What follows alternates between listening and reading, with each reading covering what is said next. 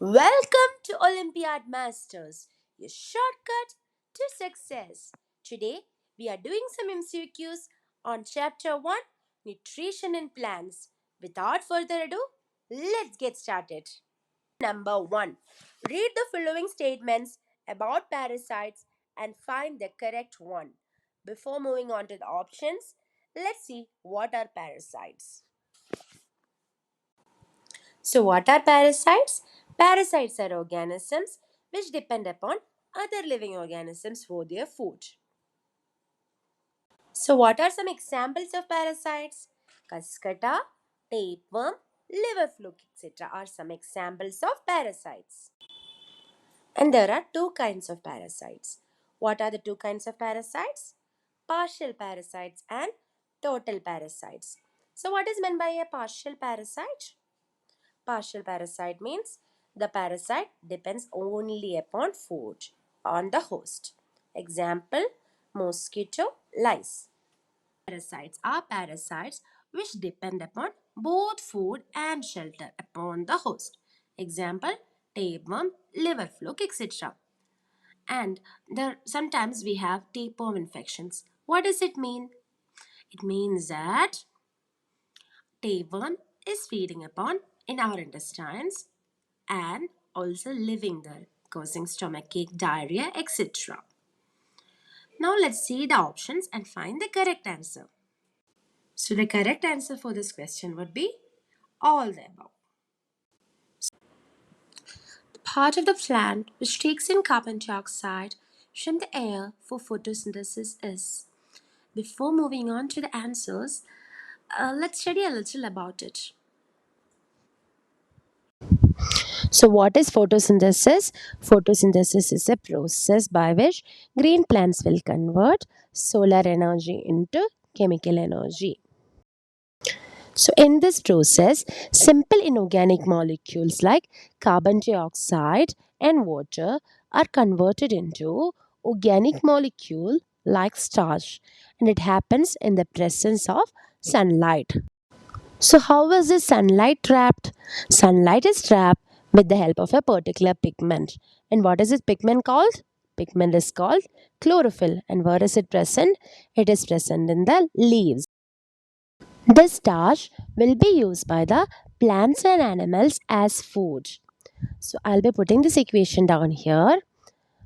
And I hope you all got these concepts quite clear. What is stomata?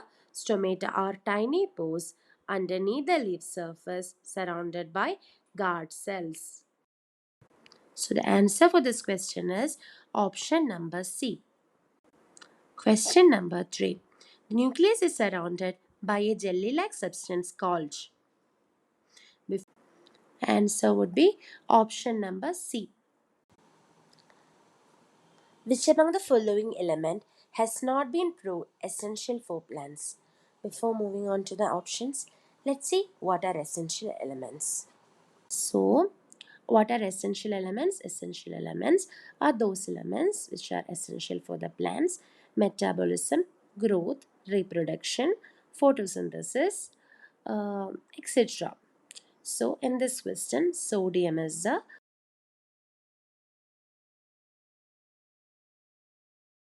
dash derive nutrition from dead decaying matter. So, in this question, let's study a little more about autotrophs, heterotrophs, parasites, and fungi. So, there are two main modes of nutrition. What are they?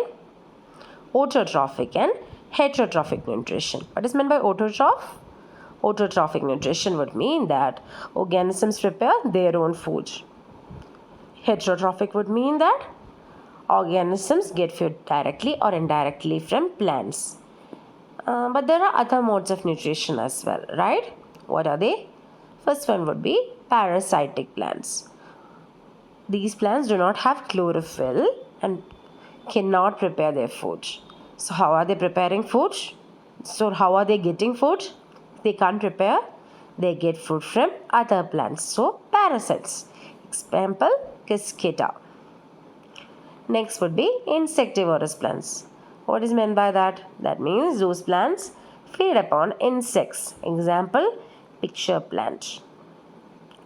Next one be saprotrophs, which means that they don't have chlorophyll and cannot prepare their food.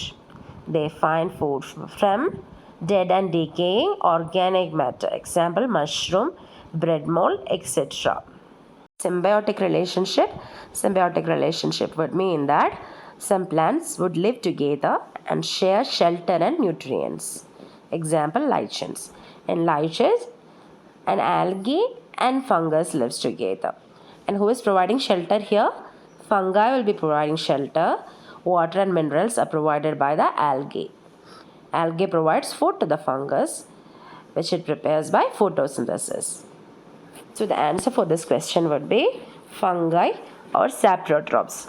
What are saprotrophs? Saprotrophs means they do not have chlorophyll and cannot prepare their food. And they find food from dead decaying organic matter. Example, mushroom, bread mold, etc. Question number 7.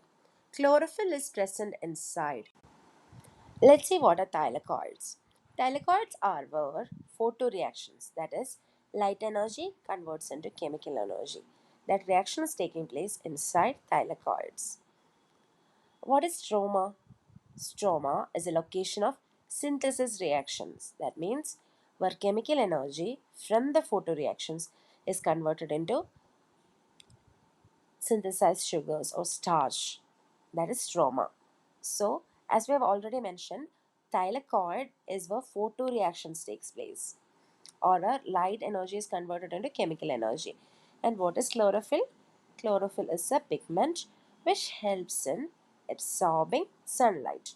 So, where will be chlorophyll present inside? Chlorophyll will be present inside thylakoids. So, the answer is option number B. Question number 7. Name the bacteria that lives in the root of plants like peas, gram, etc. So, what is a rhizobium? Rhizobium is a bacteria that lives in a symbiotic relationship with the host plant, that is peas, gram, etc. So, what happens is that nitrogen fixation is possible with the help of it, and the plant becomes a host. As we have already mentioned, it's a symbiotic relationship.